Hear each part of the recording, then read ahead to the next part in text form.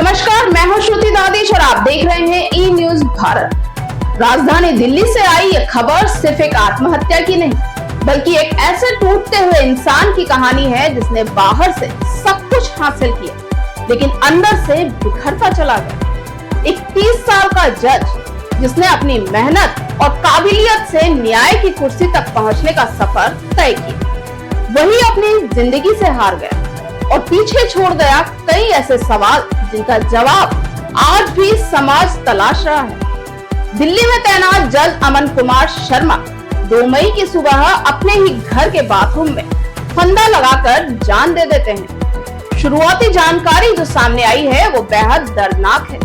बताया जा रहा है कि अमन लंबे समय से पारिवारिक तनाव और मानसिक दबाव से जूझ रहे थे, लेकिन शायद उनकी इस पीड़ा को किसी ने गंभीरता से नहीं लिया, या फिर उन्होंने खुद इसे किसी से पूरी तरह साझा नहीं किया। सुसाइड से ठीक एक दिन पहले 1 मई की रात करीब 10 बजे अमन ने अपने पिता प्रेम कुमार शर्मा को फोन किया। ये कॉल एक बेटे की आखिरी पुकार थी, जिसमें दर्द, थकान और टूटन साफ महसूस हो रही थी। अमन ने कहा कि मैं जिंदगी से परेशान हो चुका हूँ, आप एक बार दिल्ली आ जाओ।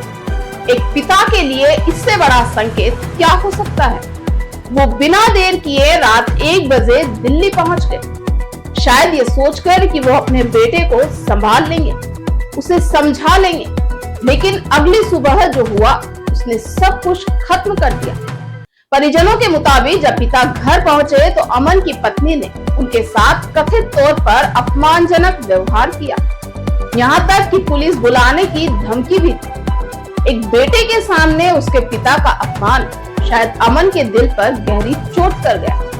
बताया जा रहा है कि इस घटना के कुछ ही देर बाद अमन बाथरूम में गए और वहीं उन्होंने अपनी जीवन लीला समाप्त कर ली। ये सिर्फ एक सुसाइड नहीं, ये एक टूटते हुए रिश्ते, एक दबे हुए दर्द और एक अनसुनी पुकार की कहानी है। परिवार ने इस पूरे मामले में गंभीर आरोप लगाए हैं। उनका कहना है कि अमन की साली, जो जम्मू कश्मीर कैडर की IAS अधिकारी है, उनके कारण भी घर में तनाव बढ़ता गया।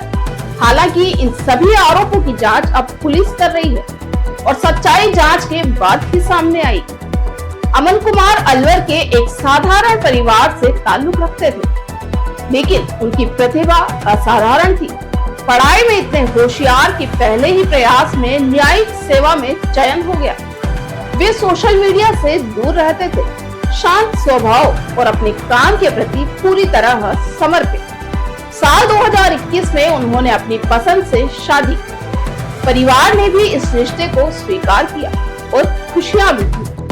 पिता ने बेटे के दिल्ली के ग्रीन पार्क इलाके में करीब 9 करोड़ रुपए का घर खरीदा, ताकि वो आराम और सम्मान के साथ जिंदगी जी सके। लेकिन शायद जिंदगी सिर्फ सुविधाओं से नहीं चलती, बल्कि रिश्तों की शांति भी उतनी ही जरूरी होती है। अमन के अंतिम संस्कार में दिल्ली से कई जज अलवर पहुंचे। हर कोई हैरान था, हर आंख नम थी, क्योंकि ये घटना सिर्फ एक व्यक्ति की नहीं, बल्कि पूरे सिस्टम और समाज की संवेदनशीलता पर सवाल उठाती है। पिता प्रेम कुमार शर्मा ने दिल्ली पुलिस में रिपोर्ट दर्ज कराई है, जिसमें उन्होंने अपनी बहू पर बेटे को प्रताड़ित करने का आरोप लगाया है।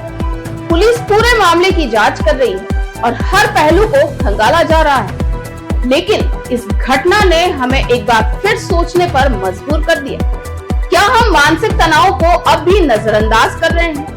क्या हम अपने ही घरों में अपने ही लोगों की चुप्पी को समझ नहीं पा रहे?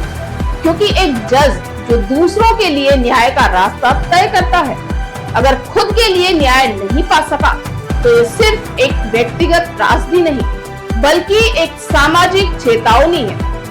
ये घटना हमें यह भी सिखाती है कि सफलता, पैसा और पद सब कुछ होने के बावजूद अगर इंसान अंदर से टूट जाए तो जिंदगी कितनी कमजोर हो जाती है। अगर आपके आसपास कोई भी व्यक्ति चुप रहने लगा है, अकेला रहने लगा है, या बार बार थक गया हूँ जैसे शब्द कह रहा है, तो उसे नजरअंदाज मत कीजिए, क्योंकि कभी कभी एक बातचीत, एक साथ बैठना, एक सहारा किसी की जिंदगी बचा सकता है।